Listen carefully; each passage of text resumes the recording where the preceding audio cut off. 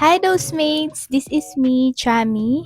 And for today's video, hanggat wala pang masyadong bumibili dahil tanghali ngayon dito and umuulan-ulan ng paunti-unti, titigil tapos uulan ulit. So ngayon, ang topic ngayon ay quick topic lang ng pagkasunod-sunod ng pagkuha ng permit pag mag-open kayo ng butika. I-share ko lang kahit wala namang nagtatanong. So, ayun na nga. Bali ang unang-una mo talagang gagawin 'pag nagbabalak ka magpatayo ng butika ay maghanap ng puwesto. Pero mas maganda kung may puwesto na talaga kayo kung sa inyo na talaga. So puwesto ko ngayon ng pharmacy is nagre-rent lang po ako. So ngayon 'pag nakahanap na po kayo ng, pagrerentahan or may sarili naman po kayo and reading-ready na yung,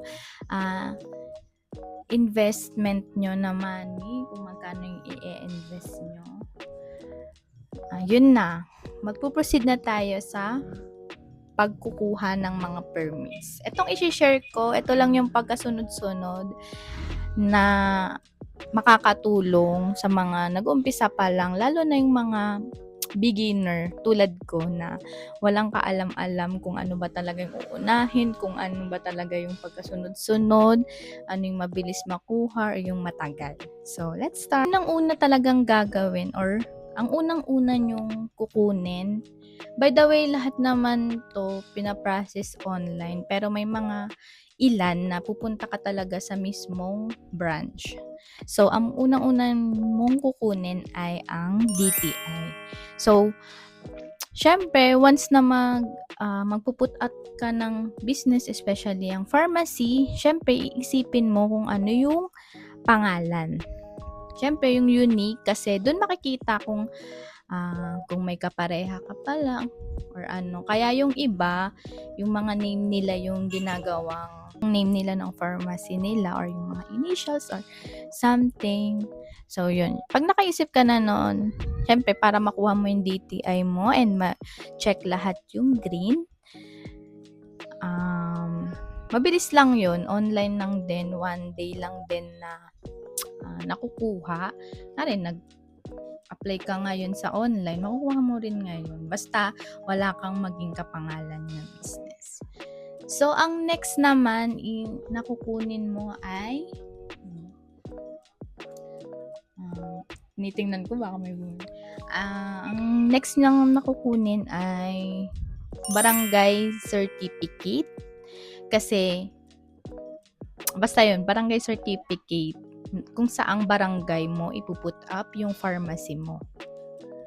Ayun, next na yun.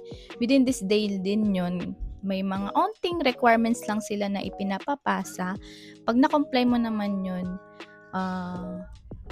hindi pala. Bali, pag na-comply mo yung onting requirements na pinapasa, bali, ang nangyari kasi sa akin, binalikan ko kinabukasan. Pero at least, hanggang kinabukasan lang, makuha mo na yung barangay certificate. So, ayun, dalawa na yun. Yung barangay cert, scan copy mo yun. And yung DTI naman, mada-download naman siya, yung mismong certificate. May download doon na makikita and then magkakaroon ka na ng soft copy ng DTI mo. And then, una, DTI, pangalawa, barangay certificate, and then pangatlo, i-next mo na yung FDA for initial application. Kasi doon talaga yung mas matagal talaga na sinasabi ko sa inyo na yun talaga yung pinakamatagal na process na ma-release. Bali, share lang din ng experience ko sa initial application ko doon. Bali, nag-start ako ng January. Nag-failed. May mga something na nangyari. Kaya nag-failed. Ang tagal Tapos, nag-reapply ng March ata ako nag-reapply. Tapos, na-release mga May na. Siyempre, may mga pag-aanuhan pa doon. Inspection, ganon. May waiting months talaga. Hindi lang siya 1 month. So, March, tapos May na siya na release. And then, next nyo po, next naman ang naia-apply ninyo ay yung, ano ba next? Mayor's permit. Mayor's permit, medyo marami din yan kasi may mga inspection din ng BFP. Inspect sila yung mga kung ano yung ipapalagay ng mga smoke detector, fire extinguisher, tapos gihintay din. Kasi nung sa akin, nagkaroon ng parang anomalya sa mga ayun, may bumili lang kaya nag-post lang ako. Yun regarding sa sa mayor's permit kasi once na nag-apply ka ng mayor's permit, maibibigay sila ng isa lang yun sa requirements yung inspection. Bali naka-schedule na sana ako pero na-delay kasi parang may something na parang mga anomalya sila yung mga BFP na nag-i-inspect. So, na-delay siya ng mga 1 month kaya naghintay pa rin ako. Tapos yun, may mga sa mayor's permit kasi marami siyang kailangan na may sanitary permit, yun sa BFP, fire Kemerut, fire protection. Kasi doon nila pinapasok yung mga safety ba sa store. Pinapalagyan nila ng smoke detector and then fire extinguisher kung ilan, ganon. Tapos next naman, ayun, mayor's permit habang naghihintay ka ng inspection kasi medyo matagal talaga yung hihintayin sa LTO. Kaya kahit ganon, may waiting pace ka talaga sa LTO, lakarin mo na yung mayor's permit mo. Tapos next, after mayor's permit, kahit wag ka muna mag-apply ng BIR, Certificate of Registration, pwede mong i-next yung pag-apply ng BIR, COR, kasi 1 day processing lang naman yun. Pag na-release na yung LTO mo na galing sa FDE, saka ka mag-apply ng BIR. Kasi may filing na yun kahit hindi pa tumatakbo operation yung yung butika mo, kailangan mo mag-file. So, syempre, pag nakalimutan mo, magkakaroon ka ng penalty or what.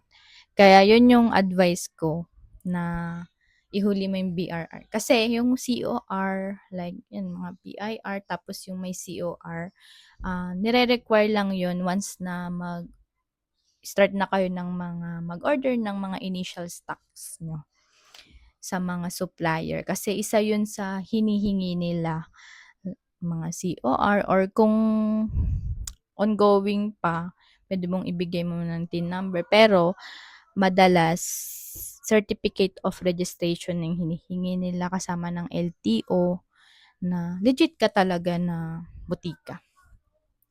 So, ayun, yan, pagkakasunod-sunod, DTI, Barangay Cert, next LTO, next Mayor's Permit, and pinakahuli yung BIR. Yun lang naman yung ma-advise ko sa mga pag magpo-put up ng pharmacy. Ayun lang naman. Kasi ako, parang nabuhay lang ako sa tanong-tanong, nagkamali pa ako.